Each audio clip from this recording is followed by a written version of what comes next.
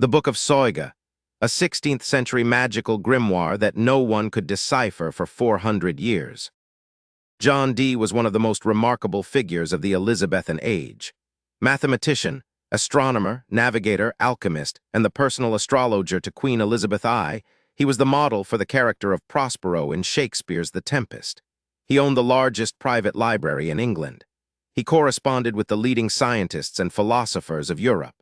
And beginning in 1580, he became obsessed with communicating with angels, using a crystal ball and a scryer named Edward Kelly to conduct seances in which he believed he received genuine transmissions from spiritual beings. Among the books in Dee's library was one that troubled him deeply, the Book of Soyga, also known as Untold.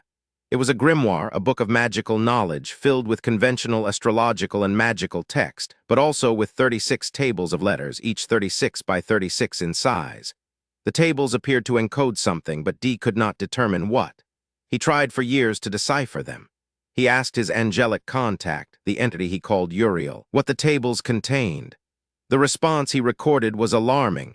The book was first created by Adam in paradise, and only Archangel Michael knew its secrets. He died in 1608. The Book of Soyga was not among his possessions at the time of his death. It had apparently been lost. For 300 years, it was believed to be gone entirely. Then in 1994, historian Deborah Harkness discovered 2 copies of the manuscript simultaneously, one in the Bodleian Library at Oxford and one in the British Library in London. Both had been there for decades, miscatalogued and unrecognized. The book that John Dee had spent years trying to decipher, and that was considered lost, had been sitting in 2 of the world's most prestigious libraries all along. Word of the rediscovery reached cryptographer Jim Reeds, a researcher at AT&T Bell Labs with expertise in historical cipher systems. He obtained a copy of the manuscript and focused on the letter tables. Within weeks, not the years Dee had spent, he had worked out the system. The tables were not random. They were not an angelic language. They were generated algorithmically from a keyword, using a Latin alphabet magic square system, combined with a specific encoding rule.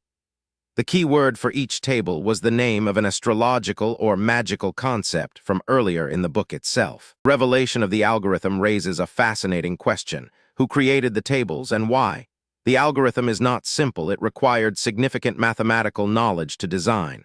It would have been considered a work of considerable sophistication in the 16th century.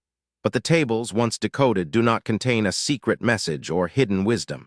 They are the product of the algorithm applied to keywords from the text. The tables are elegant, they are sophisticated, and they are essentially empty of content beyond their own mathematical structure. This creates an interesting interpretive problem. Was the Book of Soyga created by someone who knew the algorithm and deliberately embedded it as a test, or as a form of mathematical artistry? Or was the algorithm constructed by someone who believed the tables had genuine magical significance, and that the mathematical structure itself was the source of power? Renaissance magical theory held that certain mathematical structures had inherent spiritual properties, that the right arrangement of letters and numbers could attract angelic attention or command cosmic forces. John Dee's inability to solve the tables, despite being arguably the most mathematically literate man in England, suggests either that the algorithm was more sophisticated than it appeared, and he was on the wrong track, or that he was approaching it as a magical rather than a mathematical problem, and was therefore not applying the right analytical tools. His conviction that the tables were angelic communications may have actually prevented him from recognizing their true nature as algorithmic outputs, a classic case of a preconceived framework blocking the correct solution. The Book of Soyga is now available online in facsimile. Jim Reed's analysis is available in the academic literature. The tables are solved. The mystery is, in one sense, resolved. But the deeper questions remain. What did the creator of the Book of Soyga intend? What did John Dee believe he was holding? And why was a sophisticated algorithmic construction embedded in a magical treatise centuries before the modern concept of algorithm existed? The book has given up its cipher. It has not given up its meaning.